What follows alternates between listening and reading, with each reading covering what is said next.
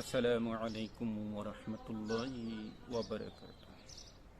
আলহামদুলিল্লাহি রাব্বিল আলামিন। নাহমাদুহু ওয়া নুসাল্লি আলা রাসূলিহিল কারীম। আম্মা বা'দ। আলহামদুলিল্লাহ। সংক্ষিপ্ত আলোচনায় এখন আমরা জানব মানুষের শ্রেষ্ঠত্ব বনাম অন্য সৃষ্টি। প্রিয় ভাই বোন ও বন্ধু, আল্লাহর সৃষ্টি অসংখ্য ফেরেশতা, জিন, পশু পাখি সহ আরো অনেক কিছু।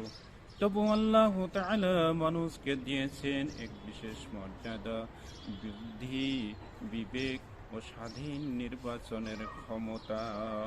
পবিত্র কোরআন সূরা ইসরা ৭০ নম্বর আয়াতে আল্লাহ বলেন, আমি আদম সন্তানকে সম্মানিত করেছি। ফেরেশতারা নিষ্পাপ, তারা আল্লাহর অবাধ্য হয় না।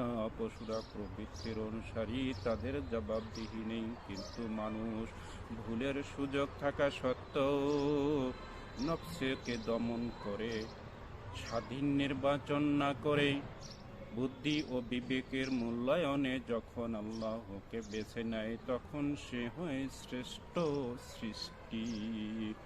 পবিত্র কোরআন সূরা আত-তিন ৪ নম্বর আয়াতে আল্লাহ বলেন, নিশ্চয় আমি মানুষকে সর্বোত্তম আকৃতিতে সৃষ্টি করেছি।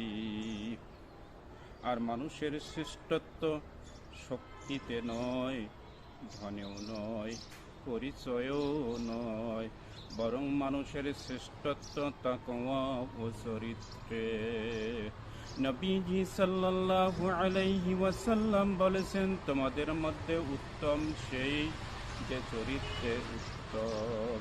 পবিত্র কোরআন সূরা হুজুরাত ১৩ নম্বর আয়াতে আল্লাহ বলেন, আল্লাহর কাছে সর্বাধিক সম্মানিত সেই যে সর্বাধিক তাকওয়াবান। তাই প্রকৃত মানুষ মর্যাদা বা শ্রেষ্ঠত্ব আল্লাহ ভীতি ও ন্যায়পরায়ণতা ও সৎ আমলের উপর নির্ভরশীল। হে আল্লাহ, আমাদের তাকওয়া ও উত্তম চরিত্রে শ্রেষ্ঠত্ব বানান।